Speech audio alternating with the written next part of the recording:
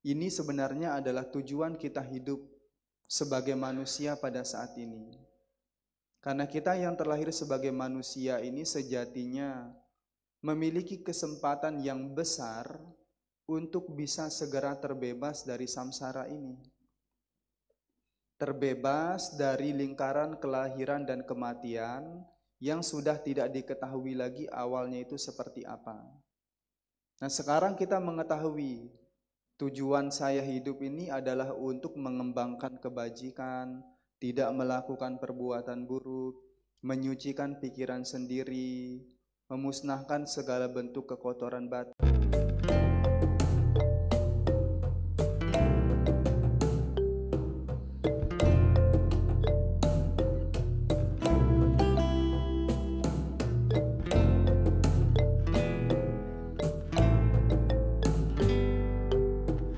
Hari ini kita bersama-sama melakukan perbuatan baik.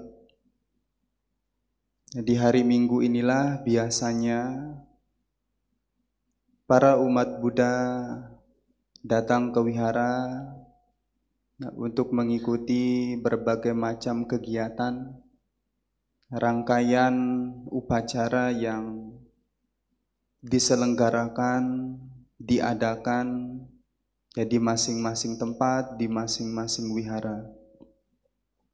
Dan pada kesempatan terkhususnya pagi ini, ini merupakan satu puja bakti yang khusus diperuntukkan untuk mungkin remaja, pemuda-pemudi wihara Toasebio. Tetapi yang saya melihat ada sebagian dari orang tua yang mengikuti. Dan ini merupakan satu kesempatan yang baik sebenarnya untuk bagaimana kita bisa memupuk begitu banyak kebajikan, mengembangkan batin, juga belajar Dhamma. Karena saya tidak yakin terkhususnya pemuda-pemudi ketika berada di rumah itu mendengarkan Dhamma. Karena biasanya waktu-waktunya itu akan dihabiskan entah itu untuk mengerjakan tugas sekolah, mengerjakan tugas kuliah, atau melakukan satu tindakan, perbuatan yang berhubungan dengan pemuasan nafsu kesenangan indera. Artinya pergi liburan, pergi bermain, atau melakukan aktivitas-aktivitas lainnya. Nah, maka kesempatan di hari ini alangkah lebih baiknya digunakan dengan sebaik-baiknya untuk mendengar Dhamma, melakukan kebajikan dengan sungguh-sungguh. Mungkin ada kesibukan-kesibukan yang lain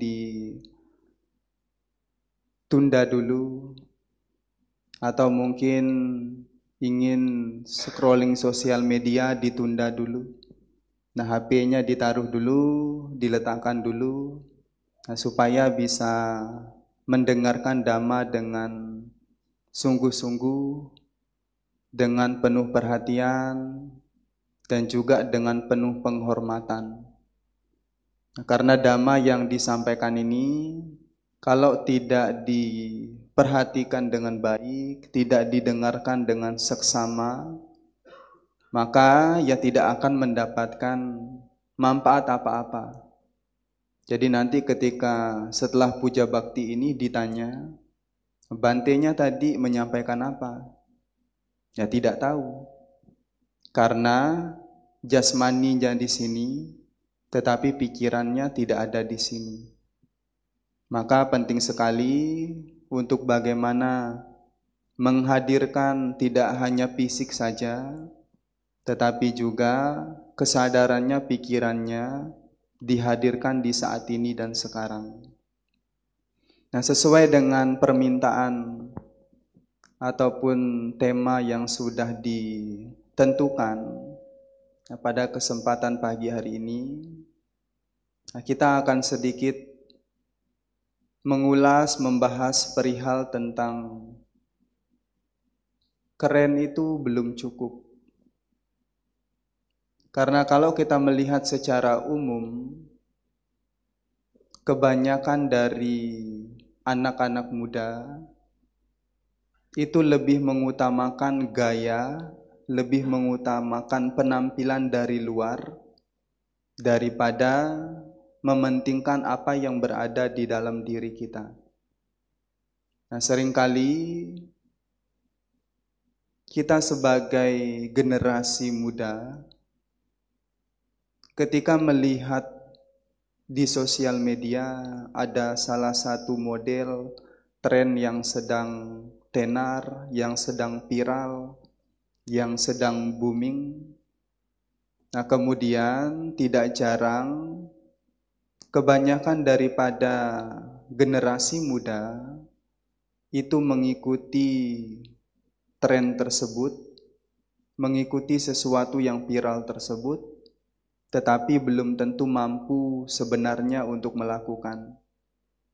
Dan bahkan dia hanya melakukan itu demi terlihat keren, demi terlihat menarik, demi hanya untuk sekedar memuaskan kesenangannya semata. Nah, sekarang yang menjadi pertanyaannya, apakah penampilan yang indah dari luar, penampilan yang keren dari luar yang enak dipandang itu sudah bisa menjamin yang di dalam juga bisa ikut terlihat indah, terlihat bersih, dan juga ikut kemudian mendapatkan satu kemajuan. Nah, tentu kita sebagai manusia tidak hanya jasmani saja yang perlu untuk dijaga dan dirawat, tidak hanya jasmani saja yang perlu untuk dibersihkan, tetapi juga batin kita. Karena kalau ketika apa yang berada di dalam ini sudah bersih, apa yang di dalam ini sudah bisa kita jinakan, maka ucapan, perbuatan yang kita lakukan setiap hari, nah itu akan senantiasa mengarah kepada kebaikan, mengarah kepada kebermanfaatan. Maka penampilan yang indah, yang menarik secara kasat mata atau yang kita bentuk melalui jasmani ini, itu sebenarnya kalau kita melihat dari sudut pandang spiritual, hal ini adalah sesuatu yang tidak begitu penting. Tetapi memang menjaga jasmani itu hendaknya juga untuk terus diupayakan. Karena kalau kita sakit, maka kita juga tidak akan mampu untuk bisa melakukan aktivitas-aktivitas yang berat. Nah, ketika sakit juga tidak akan bisa untuk datang ke wihara. Maka kesehatan itu juga penting. Tetapi kesehatan itu tidak hanya bisa dikondisikan untuk bagaimana kita bisa mengupayakan untuk mengembangkan diri secara spiritual. Kesehatan ini juga seringkali tidak dipergunakan dengan sebaik-baiknya. Artinya ketika kita sehat, kita mungkin memiliki pemikiran, oh mumpung masih sehat, nah, jadi saya menggunakan waktu ini untuk banyak bermain, banyak melakukan kegiatan-kegiatan yang mungkin kurang positif. Nah, justru dengan kesehatan yang kita miliki, hendaknya itu bisa dipergunakan dengan sebaik-baiknya untuk bagaimana kita bisa memperindah batin kita. kita bisa mempercantik batin kita. Karena cantik, keindahan itu tidak hanya berasal dari luar, tetapi juga berasal dari dalam. Kalau yang di dalam sudah cantik, sudah bersih, sudah indah, maka yang di luar juga akan terkondisi untuk terlihat indah, terlihat cantik dipandang. Maka kalau kita berkaca dari para bijaksana itu tidak mementingkan apa yang terlihat dari luar, terutama itu adalah penampilan secara jasmani. Yang paling penting itu adalah bagaimana kita bisa mengelola pikiran kita. Nah, kalau pikiran kita ini sudah bisa untuk dijinakan, bisa untuk ditekan segala bentuk pengotor batinnya, maka ketika kita melakukan sesuatu, ketika kita berucap, itu juga akan terkondisi untuk baik, terkondisi untuk mengarah kepada satu kebermanfaatan.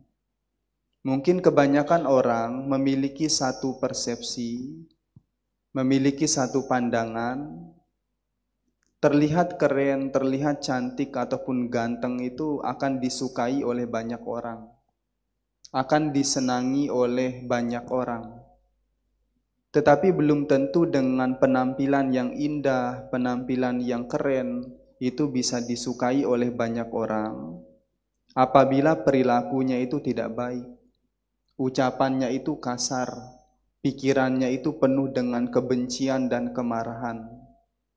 Tetapi kalau pikiran kita ini bersih, pikiran kita ini bisa dikondisikan untuk tidak memunculkan kekotoran batin, maka ucapan kita juga, tindakan kita juga akan terkondisi baik. Dan juga kita akan disukai dan juga disenangi oleh banyak orang. Maka ketika masih muda seperti ini, ketika kita masih memiliki kesempatan untuk membina diri dengan jauh lebih gigih lagi, lebih kuat lagi, kita hendaknya menggunakan waktu ini untuk banyak menumbuhkan kualitas batin yang baik di dalam diri kita. Karena di dalam kehidupan ini kita tidak hanya berbicara tentang kebahagiaan duniawi, tetapi juga kita perlu mempertimbangkan atau mengetahui ada kebahagiaan secara spiritual. Kebahagiaan duniawi ini mungkin bisa Anda peroleh dengan cara mengenakan pakaian yang indah, dengan cara mengenakan perhiasan, dengan cara menggunakan kosmetik supaya kulitnya itu terlihat cerah, terlihat indah, terlihat cantik. Mungkin Anda bisa bahagia dengan cara-cara seperti itu. Tetapi apakah cara-cara yang seperti itu bisa membawa kepada satu kebermanfaatan, terutama bermanfaat di kehidupan saat ini dan juga bermanfaat di kehidupan yang akan datang? Maka Sang Buddha menyampaikan kepada kita semua, ada salah satu hal yang apabila dilakukan itu bisa mendatangkan kebermanfaatan, kebahagiaan, baik itu di kehidupan saat ini dan juga di kehidupan yang akan datang, yaitu adalah dengan memperindah batin kita, memperindah diri kita dengan cara berpikir baik, berucap baik, dan juga berperilaku baik. Terkadang dalam pergaulan terutama sebagai anak muda, ucapan kasar itu seringkali dianggap biasa-biasa saja. Ketika berucap kasar, ya dianggap itu sebagai sesuatu yang lumrah untuk dilakukan. Tetapi dalam sudut pandang Dhamma, ucapan kasar itu adalah karma buruk. Ucapan yang tidak baik itu adalah karma buruk. Nah, kalau dari sejak muda kita sudah menanamkan persepsi, pandangan bahwasanya ucapan kasar itu tidak apa-apa, maka mulai dari saat ini hingga tua nanti, itu pun belum tentu nanti kita menjadi tua. Nah, kita sudah menanam begitu banyak kama-kama yang buruk. Dengan kita banyak menanam perbuatan buruk, kita lalai di dalam kehidupan ini, yang pada saat ini kita terlahir sebagai manusia, mungkin nanti ketika kelahiran di alam berikutnya, kita bisa jadi terlahir di alam neraka. Kita bisa jadi terlahir di alam binatang. Kita bisa jadi terlahir di alam peta. Karena perbuatan buruk sekecil apapun itu bisa menjadi kondisi yang mendukung seseorang itu bisa terlahir di alam yang menderita. Maka ada salah satu cerita, ketika ada seorang biku yang pada saat itu mengucapkan kata-kata yang kasar, memecah belah. Akibat dari ucapan kasarnya itu, akibat dari dia memecah belah biku yang lain. Kemudian setelah kematiannya, dia terlahir di alam peta. Di alam biasanya disebut hantu gentayangan. Nah, ketika terlahir di alam peta, akibat dari dia memecah belah itu, akibat dari ucapan adu domba, akibat dari ucapan kasar yang dilakukan, dia terlahir di alam peta dengan muka itu seperti babi dan mulutnya itu dipenuhi oleh belatung. Nah, mau seperti itu. Nah, tentu kita tidak ingin mendapatkan kelahiran di alam-alam yang rendah, mendapatkan kelahiran di alam-alam yang menderita. Bahkan itu hanya sekedar dari ucapan yang memecah belah, ucapan kasar, ucapan yang mengadu domba, itu bisa mengkondisikan seseorang itu bisa terlahir di alam peta. Dan apabila dari saat usia muda kita melakukan hal tersebut, maka bisa dibayangkan sudah seberapa banyak kita menimbun kama-kama buruk. Kita pada saat ini mendapatkan kelahiran sebagai manusia, itu adalah buah dari karma baik yang sudah kita lakukan. Tetapi apapun yang kita peroleh, apapun yang kita dapatkan selama kita menjalani kehidupan ini, itu terutama bergantung daripada karma perbuatan yang sudah kita lakukan di masa sebelumnya, dan juga respon yang kita berikan pada saat menikmati buah kama itu. Ketika pada saat ini mungkin sebagai pemuda dan pemudi, saya rasa pasti memiliki banyak keinginan, banyak pengharapan, banyak cita-cita, memiliki keinginan-keinginan yang mungkin nanti dirasa akan membuat dia merasa senang, merasa bahagia, merasa kehidupannya akan baik-baik saja. Nah, terkadang kita ini sangat pintar sekali untuk meramal diri kita. Meramal masa depan kita seperti apa. Tetapi apa yang terjadi di masa yang akan datang itu kita tidak tahu seperti apa. Maka yang perlu kita lakukan, utamanya saat ini, adalah mengupayakan apa yang dilakukan itu dengan sebaik-baiknya. Pada saat ini Anda sedang mendengarkan dhamma, maka dengarkanlah dhamma dengan sebaik-baiknya. Kalau Anda memiliki cita-cita untuk menjadi pengusaha misalnya, maka lakukanlah sesuatu yang bisa mengarahkan diri Anda untuk bisa merealisasi tujuan tersebut. Nah, terkadang orang itu memiliki banyak keinginan, banyak pengharapan, banyak cita-cita, tetapi perilakunya itu tidak menunjukkan keberhasilan dari apa yang diharapkan. Anda ingin menjadi pengusaha tetapi malas-malasan, hobinya main game, tidur-tiduran, rebahan, scrolling sosial media. Nah, bagaimana mau menjadi pengusaha kalau Anda tidak mau membentuk diri Anda mulai dari saat ini? Nah, begitu pula dengan kita yang pada saat ini terlahir sebagai manusia. Nah, kita harus tahu tujuan kita hidup ini untuk apa. tujuan kita terlahir sebagai manusia ini untuk apa?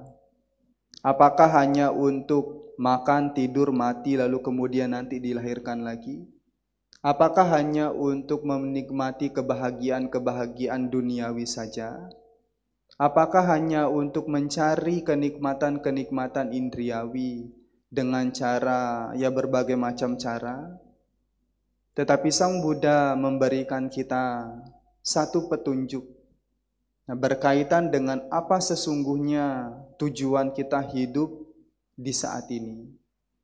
Nah, tujuan utama kita itu adalah bagaimana dalam kehidupan ini kita senantiasa melakukan berbagai bentuk perbuatan baik, tidak melakukan perbuatan buruk, dan juga berusaha untuk menyucikan pikiran kita sendiri. Berusaha untuk melenyapkan segala bentuk kekotoran batin. Ini sebenarnya adalah tujuan kita hidup sebagai manusia pada saat ini. Karena kita yang terlahir sebagai manusia ini sejatinya memiliki kesempatan yang besar untuk bisa segera terbebas dari samsara ini. Terbebas dari lingkaran kelahiran dan kematian yang sudah tidak diketahui lagi awalnya itu seperti apa. Nah, sekarang kita mengetahui tujuan saya hidup ini adalah untuk mengembangkan kebajikan, tidak melakukan perbuatan buruk, menyucikan pikiran sendiri, memusnahkan segala bentuk kekotoran batin.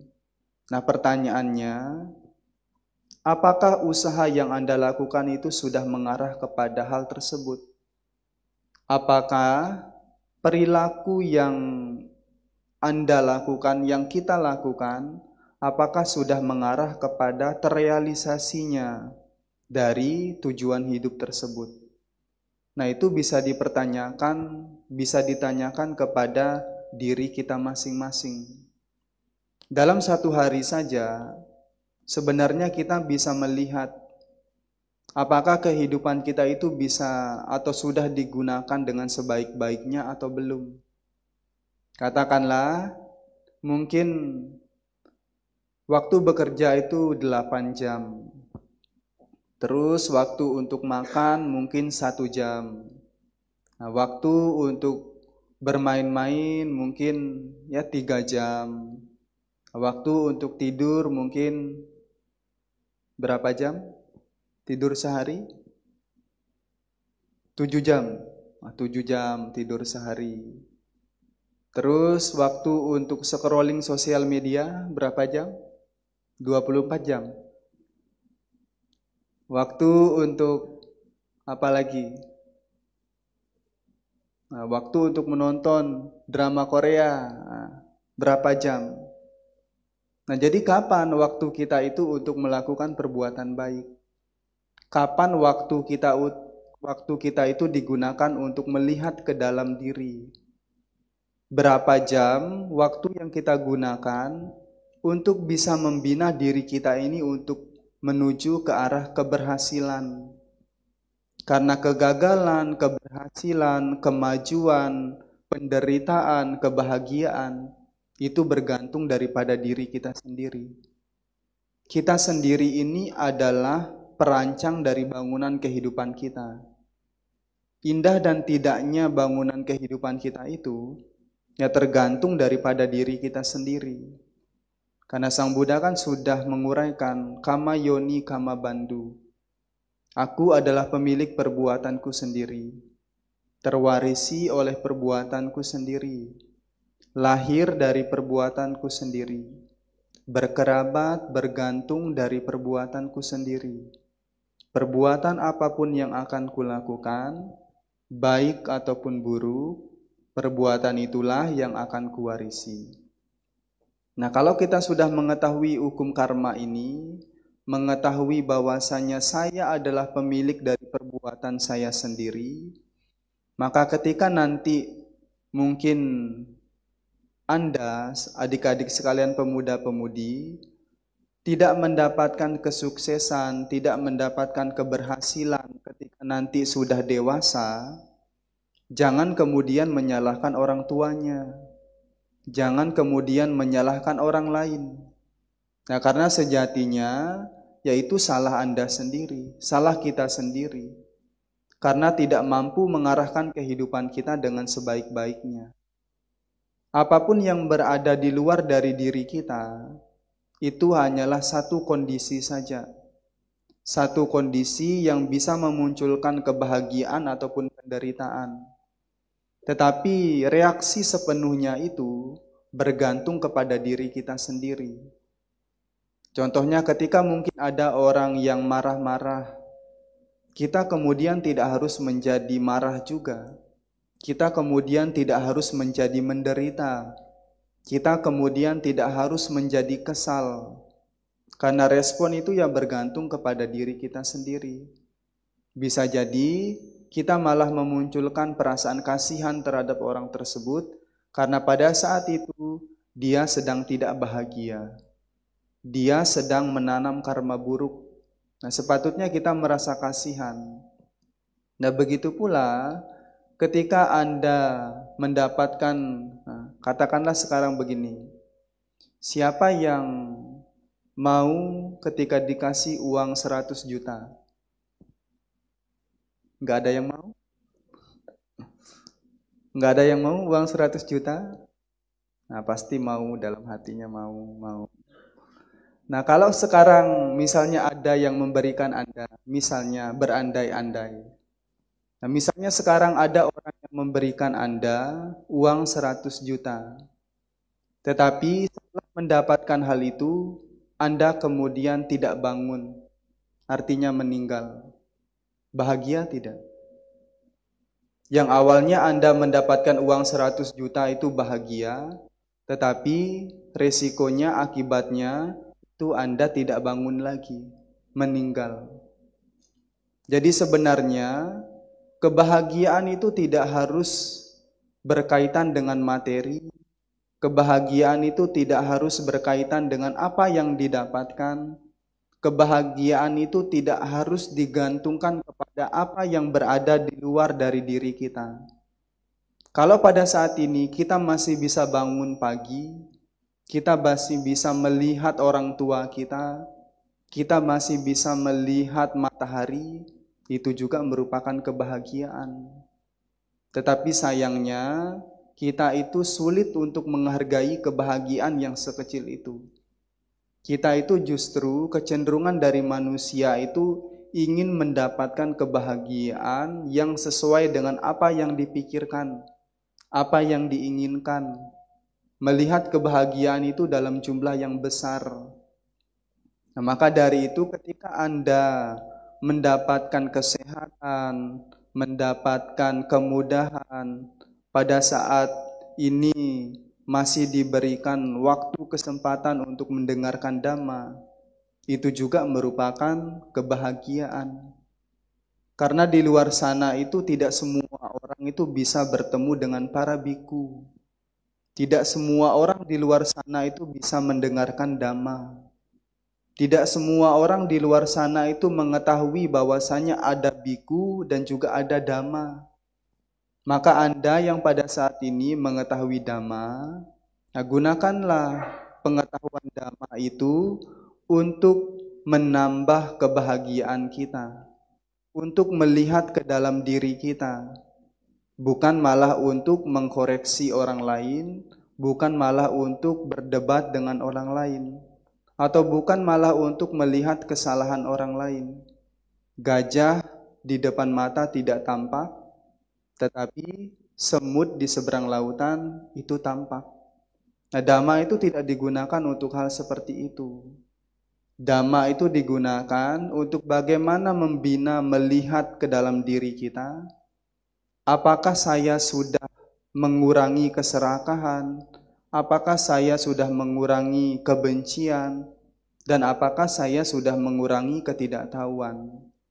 Karena Dhamma yang diajarkan oleh Sang Buddha itu pasti mengarah kepada berkurangnya dan lenyapnya dari ketiga akar kekotoran batin ini. Loba, dosa, dan juga moha.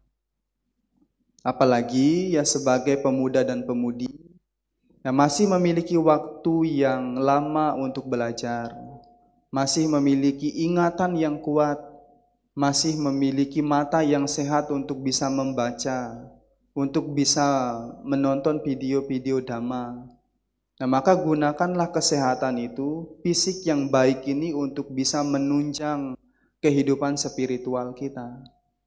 Dengan kita mampu untuk mengarahkan diri kita untuk bagaimana berkembang secara spiritual, ketika kita melakukan berbagai bentuk perbuatan itu senantiasa baik, ucapan kita juga lemah lembut, baik, pikiran kita juga terhindari dari segala bentuk kekotoran batin, maka itulah yang keren, itulah yang bagus, itulah yang cantik. Jadi kalau Anda berpikir, terutama sebagai anak muda, bahwasanya dengan tampil keren itu saya akan disenangi banyak orang, saya akan terlihat cantik, saya akan terlihat ganteng. Pada realitas yang sebenarnya itu tidak seperti itu. Kecantikan, keren, ataupun apapun kata-kata yang lainnya, itu terutama bisa dibentuk dari dalam diri kita. Kalau di dalam diri kita saja sudah bisa memancarkan aura yang positif, bisa memancarkan cinta kasih secara universal, maka ya kita juga akan dipandang oleh orang lain itu sebagai orang yang keren, sebagai orang yang baik, sebagai orang yang banyak digemari oleh banyak orang. Terutama adalah orang-orang yang bijaksana.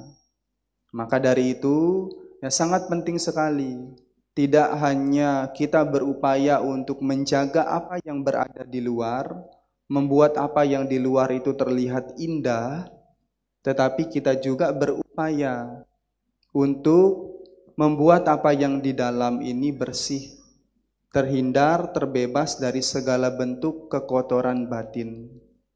Maka upaya yang kita perlu lakukan pada kehidupan saat ini, ya, seperti yang disampaikan oleh Sang Buddha, waca nuraki manasa susang wuto, kayena ca nakusalang kaira, ete tayo kama pate wisodhaye, aradaye magamisi paweditang. Hendaknya ia menjaga ucapan dan mengendalikan pikiran dengan baik, serta tidak melakukan perbuatan buruk melalui jasmani.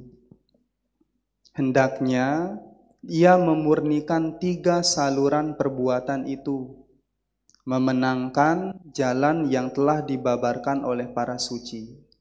Nah, inilah sebenarnya yang perlu untuk kita lakukan, yang perlu untuk kita upayakan, terutama mulai dari saat kita masih muda, entah itu tua juga, bisa kita upayakan untuk senantiasa melakukan hal tersebut. Karena dengan demikian, ya kita sudah mencintai diri kita sendiri, kita sudah melindungi diri kita sendiri. Karena di dalam ajaran Buddha, pelindung itu adalah diri kita sendiri. Tidak ada yang bisa melindungi kita, tidak ada yang bisa mengkondisikan kita untuk bahagia, kecuali diri kita sendiri. Maka upayakanlah di dalam kehidupan sehari-hari, nah untuk senantiasa menjaga ucapan kita, menjaga pikiran kita, menjaga tingkah laku kita, agar apa yang kita lakukan itu mengarah kepada kebahagiaan di saat ini dan juga kebahagiaan di masa yang akan datang. Ida nandati peca nandati, kata punyo ubayata nandati, punyang me katanti nandati, bio nandati sugating gato. Di dunia ini ia berbahagia, di dunia sana ia berbahagia. Pelaku kebajikan berbahagia di kedua dunia itu. Ia berbahagia ketika berpikir, aku telah berbuat kebaikan, dan ia akan lebih berbahagia lagi ketika berada di alam bahagia. Nah, inilah yang perlu untuk kita lakukan, renungkan setiap saat, ya bahwasanya kebahagiaan, kecantikan, dan juga segala sesuatu yang mengarah kepada kebermanfaatan itu bersumber dari dalam diri kita. Tidak harus kebahagiaan itu diletakkan di luar, tetapi kebahagiaan itu bisa kita munculkan sendiri melalui perilaku-perilaku yang baik, melalui ucapan yang baik, terutama adalah melalui pikiran yang baik. Karena kalau kita sudah bisa menjinakkan pikiran kita, kalau kita sudah bisa mengendalikan pikiran kita, maka perbuatan kita, ucapan kita juga akan senantiasa baik. Jangan hanya ingin terlihat baik di luar, tetapi di dalamnya tidak baik. Mari kita mengupayakan untuk baik di depan dan juga baik di belakang. Indah dipandang di depan dan juga indah dari dalam. Nah, semoga apa yang disampaikan ya bisa bermanfaat bagi Anda semua dalam waktu yang singkat ini. Semoga dengan kebaikan ini bisa mengkondisikan apapun yang menjadi pengharapannya bisa terwujud dan terlaksana. Sabesata bawantu sukitata, semoga semua makhluk hidup berbahagia.